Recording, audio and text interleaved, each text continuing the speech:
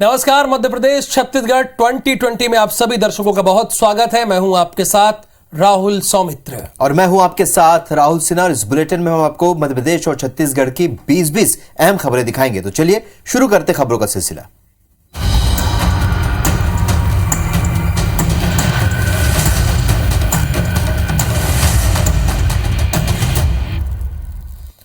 शुरुआत करते छत्तीसगढ़ की खबर से, जहां पर मुख्यमंत्री भूपेश बघेल ने भाजपा पर हमला बोला। केंद्र की मोदी सरकार से लेकर प्रदेश के पूर्व मुख्यमंत्री रमन सिंह पर बयान दिया।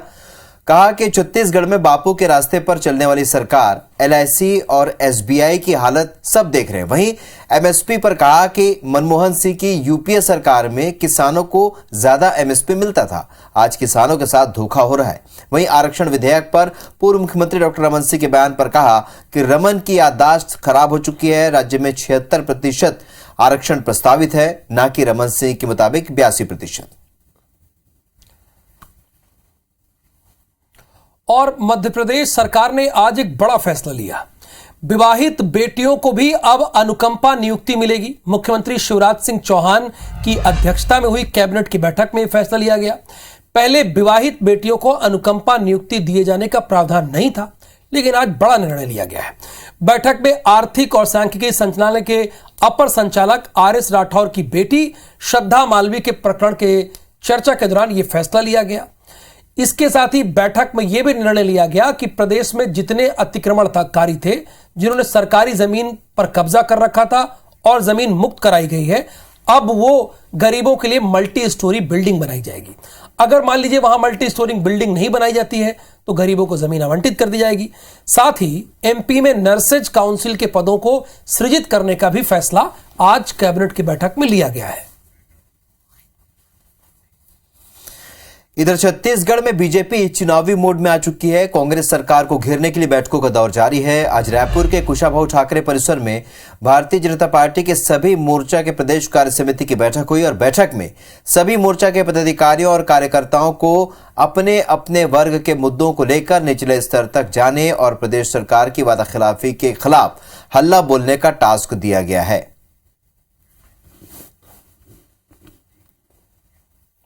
चलिए आगे बढ़ते हैं। मध्य प्रदेश की खबर का रुख कर लेते हैं। मध्य प्रदेश कांग्रेस ने चुनावों की तैयारियां तेज कर दी है। कांग्रेस की यह कोशिश है कि चुनावों के 3 महीने पहले वचन पत्र आम जन के सामने रखा जाए। कांग्रेस ने इसके लिए वचन पत्र सलाहकार समिति बनाई है। कांग्रेस राजस्थान, छत्तीसगढ़ और हिमाचल प्रदेश की फ्लैगशिप योजनाओं का अध्ययन कर रही है, यानी जो यहां की बेहतरीन योजनाएं हैं, ताकि उन योजनाओं को अपने वचन पत्र में शामिल किया जाए। 1 मार्च से छत्तीसगढ़ विधानसभा का बजट सत्र शुरू होने जा रहा है, जिस पर मंत्री अमरजीत भगत ने कहा है कि इस बार का बजट धमाकेदार होने वाला है, क्योंकि 107 लाख मीट्रिक टन धान की खरीदी हुई है और 25,000 करोड़ रुपए किसानों के पॉकेट में गया है। वहीं मंत्री अमरजीत भगत के बयान पर प्रतिक्रिया देते हुए पूर्व मंत्री अजय चंद्राकर ने कहा है कि छत्तीसगढ़ के 23 साल के इतिहास में सबसे छोटा बजट सत्र बुलाया गया है। कांग्रेस में हिम्मत है तो विधानसभा का सामना करे। 107 लाख क्विंटल धान खरीदी के विज्ञापन दिया जा रहा है, जिसमें प्रदेश में 40 लाख किसान हैं तो सिर्फ 25 लाख किसानों का धान खरीदा गया। बाकी किसानों का धान क्यों नहीं खरीदा गया? सवालों की कड़ी में, मतलब मैं मध्य प्रदेश के संदर्भ में बात कर रहा हूं, सवालों की कड़ी में सीएम शिवराज सिंह चौहान ने पूर्व सीएम कमलनाथ से एक बार फिर से सवाल पूछ लिया। उन्होंने पूछा कि आखिर कमलनाथ जी सवालों का जवाब क्यों नहीं दे रहे हैं। मुख्यमंत्री ने यह भी कहा कि कमलनाथ सरकार ने किसानों के लिए नई सामाजिक सुरक्षा पेंशन का वादा किया था, जिसमें 60 साल से ऊपर के किसान को 1,000 रुपए देने का वादा किया था। कमलनाथ जी बताएं कि आखिर क्यों इस योजना का लाभ नहीं दिया। मुख्यमंत्री ने कमलनाथ और कांग्रेस पर जनता को गुमराह करने का आरोप लगाया। कांग्रेस के हाथ से हाथ जोड़ो अभियान पर भी शिवराज सिंह चौहान ने तंज कसा है। केंद्र सरकार पर जनता के पैसे अडानी ग्रुप में लगाने और उसे डुबाने का आरोप लगाते हुए एनएसयूआई ने देश भर में प्रदर्शन शुरू कर दिया है। इसी सिलसिले में छत्तीसगढ़ के सभी जिलों में एनएसयूआई की ओर से एलआईसी और एसबीआई दफ्तर के सामने प्रदर्शन किया गया। रायपुर में पंडरी स्थित एलआईसी के मुख्य कार्यालय के सामने एनएसयूआई के प्रदेश अध्यक्ष आकाश शर्मा के नेतृत्व में सैकड़ों की संख्या में एनएसयूआई कार्यकर्ताओं ने केंद्र सरकार के खिलाफ प्रदर्शन किया और जमकर नारेबाजी की। एनएसयूआई प्रदेश अध्यक्ष की मांग है कि केंद्र सरकार को इस मामले में लोकसभा की एक संयुक्त जेपीसी का गठन किया जाना चाहिए ताकि पूरे मामले की निष्पक्ष जांच हो सके। जबलपुर में सिविक सेंटर में हंगामा हुआ। यहां एनएसयूआई कार्यकर्ता विकास की शव यात्रा निकालने जा रहे थे, जिन्हें पुलिस ने आगे बढ़ने से रोक दिया। पुलिस कर्मियों और कार्यकर्ताओं के बीच जमकर झड़प हुई, जिसके बाद ओमती थाना पुलिस ने एनएसयूआई कार्यकर्ताओं को गिरफ्तार कर लिया। एनएसयूआई का यह विरोध कॉलेज यूनिवर्सिटीज में प्रोफेसर्स की कमी और समय पर परीक्षाएं रिजल्ट न आने और युवाओं के मुद्दों पर था।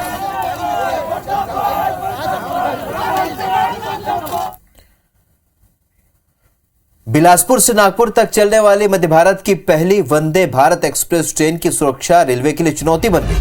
पत्थरबाज लगातार ट्रेन को निशाना बना रहे हैं। ट्रेन में एक के बाद एक पत्थरबाजी की घटना सामने आ रही है, जिससे ट्रेन और यात्रियों की सुरक्षा को लेकर सवाल उठने लगे हैं।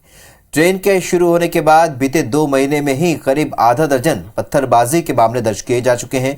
पत्थरबाजी की वजह से 5 कोच के 9 विंडो को नुकसान भी हुआ है। तीनों मंडलों में स्पेशल टास्क फोर्स का गठन किया गया है। जबलपुर में रेल बजट की प्रतियां जलाकर वरिष्ठ नागरिकों ने आक्रोश मार्च निकाली है। उसके पीछे एक वजह है। कलेक्ट्रेट के पास घंटाघर चौराहे में विरोध प्रदर्शन किया और सीनियर सिटीजन टिकट सब्सिडी बहाल न करने का विरोध किया।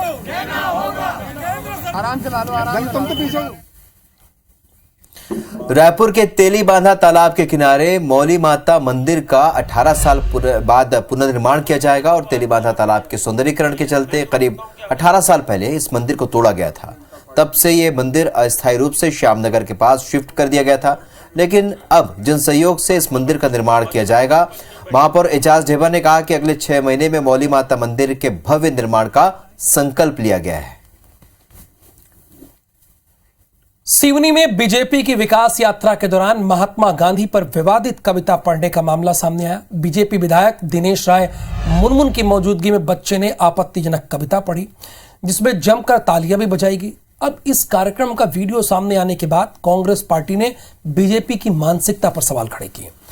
कांग्रेस नेताओं ने कहा है कि बीजेपी की मानसिकता यही है। बीजेपी कितना भी इतिहास बदलने की कोशिश कर ले, लेकिन वो बदल नहीं सकती। छत्तीसगढ़ चेंबर ऑफ कॉमर्स ने प्रदेश के सभी जिलों के व्यापारिक संगठनों को पत्र लिखकर राज्य के बजट के लिए सुझाव मांगे।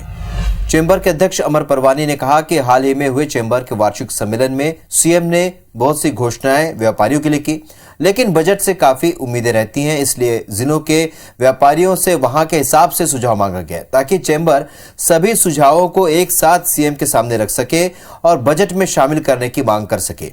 चेंबर की ओर से सभी व्यापारिक संगठनों को सुझाव देने के लिए 2 हफ्ते का समय दिया गया है। दमोह जिले के तेजगढ़ स्थित हरई बिजली विभाग के पावर हाउस में मंगलवार को हाई वोल्टेज ड्रामा देखने को मिला।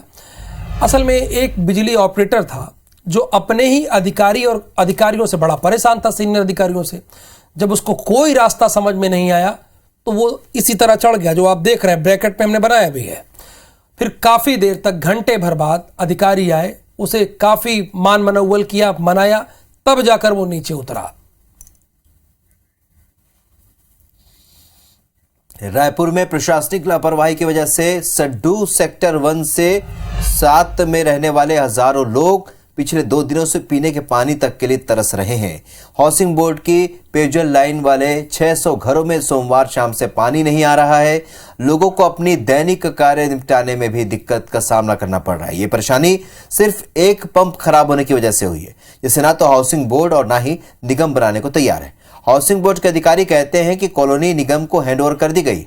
निगम के अधिकारी दबे स्वर में कहते हैं कि शासन को फंड नहीं मिल रहा, मेंटेनेंस कैसे करें।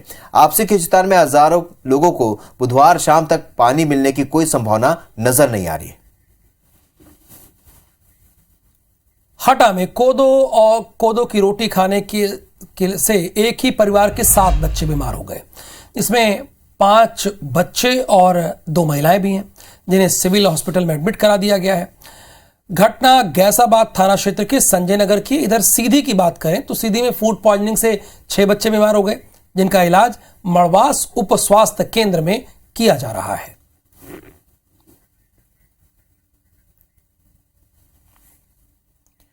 छत्तीसगढ़ में नक्सलवाद से जुड़ी 4 खबरें अब हम आपको बताते हैं। और ये 4 खबरें आप देखिए। सबसे पहले ये बलरामपुर की, जहां चलगली पुलिस टीम ने झारखंड से कुख्यात नक्सली को गिरफ्तार किया। नक्सली का नाम छोटा विकास है। विकास कई सालों से फरार था। विकास के खिलाफ झारखंड के अलग अलग थानों में 41 मामले दर्ज हैं। इधर बलरामपुर जिले के 2 थानों में विकास के खिलाफ 2 मामले दर्ज हैं। और नक्सली छोटा विकास ने लगभग 20 साल पहले 2003 में रामचंद्रपुर में सीआरपीएफ के जवानों पर बम से हमला किया था। तो भानु प्रतापपुर की बात करते हैं। यहां पर बीएसएफ और डीआरजी पुलिस को बड़ी सफलता मिली। तमोर के जंगल में 2 नक्सली गिरफ्तार किए गए हैं। साथ ही नगद रुपए, वॉकी टॉकी समेत कई नक्सली सामान भी बरामद किए गए। इसी तरह धमतरी बता दें आपको, यहां पर नक्सल गतिविधियों में शामिल 4 लोगों को पकड़ने में धमतरी और गरेबंद पुलिस को बड़ी सफलता मिली है। पुलिस ने 4 नक्सली सहयोगियों को गिरफ्तार कर जेल भेज दिया है।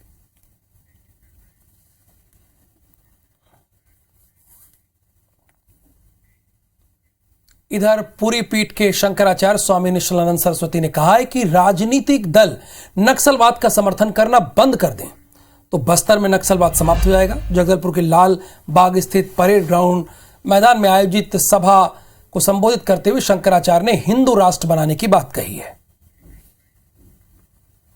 आदिवासी फूट का शब्द है या नहीं? व्यास वशिष्ठ जिस देश के आदिवासी नहीं थे क्या? मूल निवासी नहीं थे?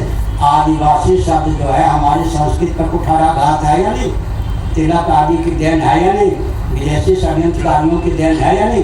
जब हम किसी को आदिवासी कहते हैं, वनवासी तो कह सकते हैं, आदिवासी कहते हैं, इसका अर्थ है कि आर्य यहाँ के, व्यास वशिष्ठ यहाँ के मूल निवासी नहीं थे।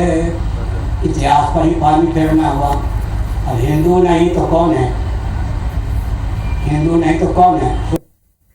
चलिए इंदौर से खबर है, जहां डीएसपी ने अपने बेटे से शूटिंग रेंज में AK-47 और LMG गन चलवाई है। तस्वीरें भी हम आपको दिखा रहे हैं। डीएसपी है लेकिन उल्लंघन कर रहे हैं कानून का। घटना का यह वीडियो सामने आने के बाद एसटीएफ डीएसपी को सस्पेंड कर दिया गया है और करना भी चाहिए था। साथ ही पुलिस मुख्यालय डीएसपी पृथ्वीराज सिंह के खिलाफ अब जांच भी शुरू कर दी है। खबर रायगढ़ से, जहां के गारे पेलमा कोल ब्लॉक 3 के लिए भू अर्जन की प्रक्रिया पूरी हो चुकी है। लेकिन इस प्रक्रिया में सांठगांठ के चलते तत्कालीन अधिकारियों में अधिक राशि मुआवजे के रूप में वितरण करने की बात सामने आई है। मामले की शिकायत पर राजस्व मंडल सचिव ने जिला स्तरीय टीम गठित कर जांच के निर्देश दिए हैं। वहीं सामाजिक कार्यकर्ताओं ने मामले में अनियमितता करने वाले अधिकारियों पर कड़ी कार्रवाई की मांग की है। वहीं एडीएम का कहना है कि गारे पेलमा सेक्टर 3 में भू अर्जन को लेकर जांच के लिए राजस्व मंडल का पत्र मिला है, जिसमें टीम गठित करने के लिए प्रस्ताव तैयार किया गया। मध्य प्रदेश में राशन दुकानदार 7 फरवरी से अपनी कई मांगों को लेकर 3 दिवसीय हड़ताल पर चले गए, जिससे गरीब परिवारों को मिलने वाला राशन नहीं मिल पा रहा है। अकेले इंदौर जिले में 515 उचित मूल्य की दुकानें हैं, जिससे 3,04,42 परिवार सीधे प्रभावित हो रहे हैं। आपको यह बता दें कि राशन दुकान संचालकों की मांग है कि पुरानी प्रधानमंत्री गरीब कल्याण योजना के तहत पहले की तरह खाद्यान्न की आपूर्ति जारी करने की अनुमति मिले।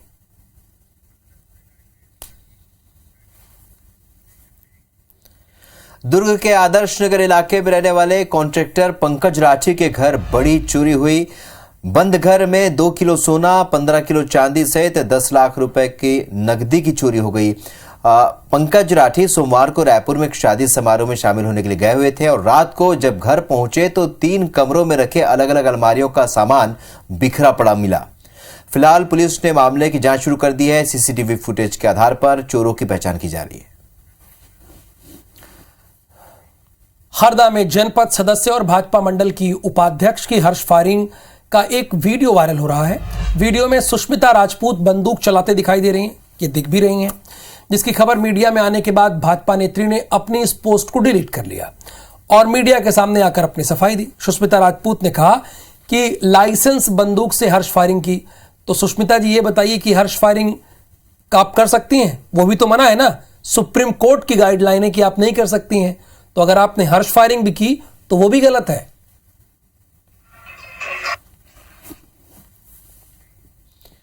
महादेव सट्टा ऐप पर कांग्रेस के संचार प्रमुख सुशील आनंद शुक्ला का बयान सामने आया है। सुशील आनंद ने कहा कि महादेव सट्टा ऐप का केंद्र उत्तर प्रदेश है। महादेव ऐप के लोगों को यूपी में संरक्षण है। बीजेपी के नेता महादेव ऐप में संलिप्त हैं, इसलिए रायपुर पुलिस के खिलाफ यूपी पुलिस ने एफआईआर दर्ज की है। बता दें कि सोमवार को दुर्ग पुलिस ने नोएडा से संचालित महादेव ऐप की 19वीं ब्रांच को ध्वस्त किया। मौके से 9 आरोपियों को गिरफ्तार किया गया, जिसे लेकर दुर्ग पुलिस की कार्रवाई पर दिल्ली पुलिस ने आपत्ति जताई। बिना जानकारी दिए दिल्ली में गिरफ्तार करने पर दिल्ली पुलिस ने दुर्ग पुलिस पर अपहरण का केस दर्ज किया। इधर मुरैना में IBC 24 की खबर का असर हुआ है। असल में मुरैना में कलेक्ट्रेट परिसर में नकल शाखा में नकल लेने पहुंचे किसान राम अवतार की नकल शाखा में पदस्थ बाबू देवेंद्र यादव ने पिटाई कर दी। किसान पैरों में गिरकर गड़गड़ाता रहा। किसान पैरों में है, ये तस्वीरें बहुत कुछ कहती है। जिस किसान को सरकार हाथों पर लेती है वो पैरों पे है। हैरान करने वाली खबर भाटापारा से, जहां पर 4 दिन से लापता बच्चे का शव तालाब में मिला। बच्चा इलाहाबाद के दामाखेड़ा से आया था और जिसकी उम्र 9 साल बताई जा रही है। बच्चा 4 फरवरी की सुबह से नहाने के लिए निकला था। फिलहाल पुलिस मामले की जांच कर रही है। शहडोल में दगना प्रथा को लेकर IBC 24 की खबर का असर हुआ है। ग्राउंड जीरो पर IBC 24 ने आरोपी रमवतिया चर्मकार ने अपना जन्म कबूल कर लिया है, जिसके बाद पुलिस ने उसे गिरफ्तार कर लिया। इसके अलावा IBC 24 की टीम ने सामतपुर के घरों में जाकर पड़ताल की और उसे प्रमुखता के साथ दिखाया। खबर दिखाए जाने के बाद कलेक्टर ने टास्क फोर्स का गठन किया, जिसमें कलेक्टर, SP, CMHO भी हैं, जो लापरवाह नंबर 1 अधिकारी हैं। इस कमेटी में वो भी हैं, उनका नाम भी है, और अन्य 7 अधिकारियों को शामिल किया गया है। ये हम इस आधार पर कह रहे हैं क्योंकि रमवतिया ने IBC 24 के कैमरे पर यह आकर कहा कि पहले वो इलाज के लिए गई लेकिन उसे इलाज नहीं मिला, तब जाके इस प्रथा को करना पड़ा उसे। तो यानी इस कमेटी में वो भी एक शख्स हैं जो इसमें जिम्मेदार हैं।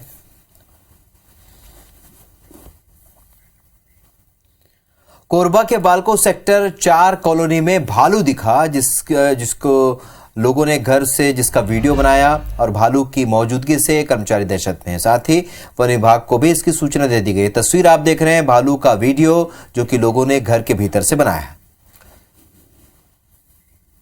चलिए अब आपको कान्हा नेशनल पार्क लेके चलते हैं, जो मंडला में है।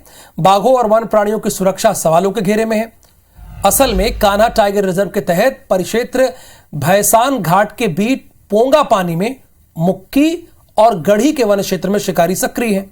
इसी बीच शिकारियों के जाल में एक बाघिन T9 फंस गई।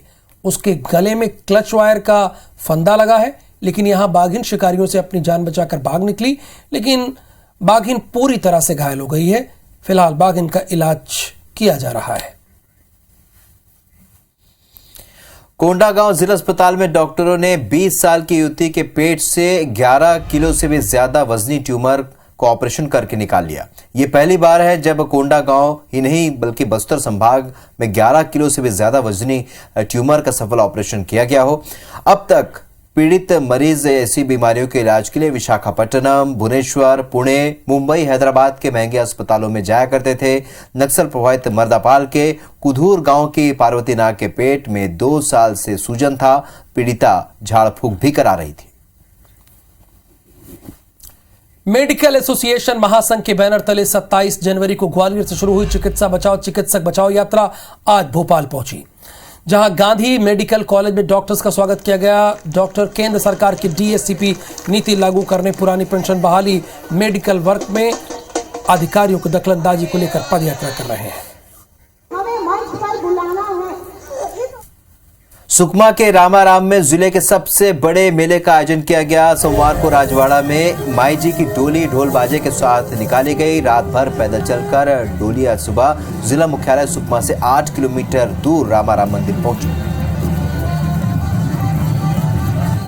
इंदौर के होलकर स्टेडियम में खेली जाने वाली रणजी ट्रॉफी 2022-23 की 4 सेमीफाइनल की टीमें तय हो गई हैं। सेमीफाइनल मुकाबले 8 और 12 फरवरी के बीच खेले जाएंगे, जिसकी तैयारी जोर शोर से चल रही है। पहला सेमीफाइनल मुकाबला होलकर क्रिकेट स्टेडियम इंदौर में और दूसरा सेमीफाइनल बेंगलुरु में खेला जाएगा।